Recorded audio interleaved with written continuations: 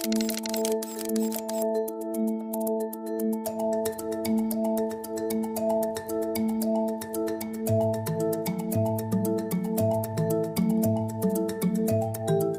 is the Nokia 9 Pureview. It's a conceptual, they're describing it as an exclusive limited edition device.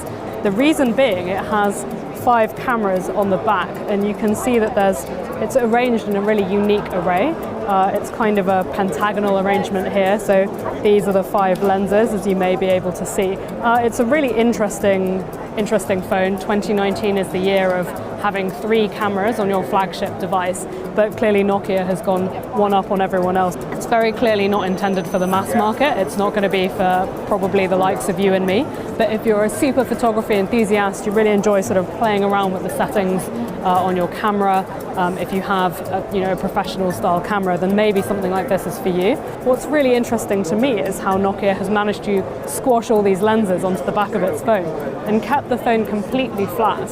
It wasn't so long ago that we were seeing phones with multiple lenses which needed a sort of camera bump, which made the phone very awkward, kind of ugly, made covers a little bit difficult, but Nokia has really managed to keep this completely flush, as you can see.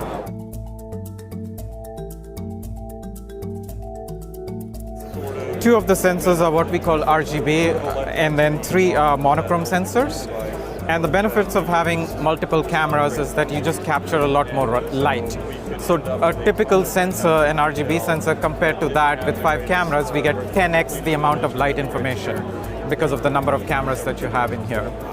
Because of the 5 cameras that we have over 1200 layers of depth information.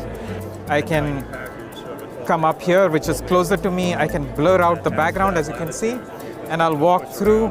You can see each area is highlighted, but as I go closer to the area that I want to, that's the one that's highlighted.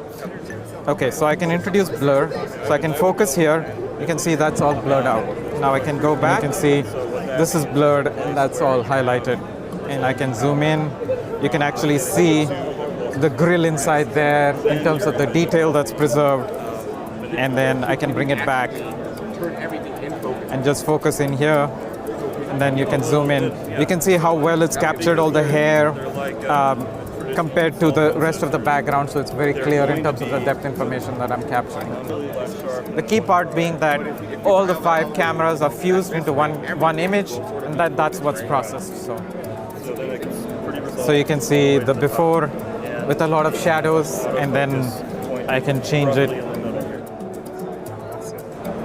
In every other respect, the Nokia 9 Pureview is quite similar to other phones. The screen size is perhaps a little smaller. It's 5.99. That compares to some monsters we've seen at MWC that are sort of above the 6-inch mark.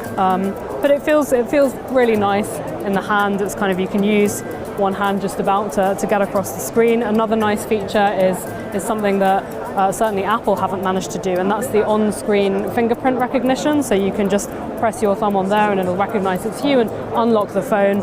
There's no need for a button. I can't emphasize enough that this is a cutting-edge device. Nokia are describing it as straight out of the lab. It's something they would normally have launched as a conceptual device, but they're putting it out on sale, in case photography enthusiasts want to buy it.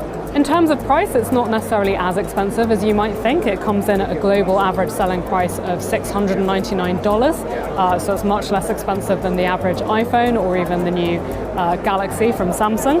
But at the same time, it's probably not for your average consumer who'd be buying those other sorts of phones.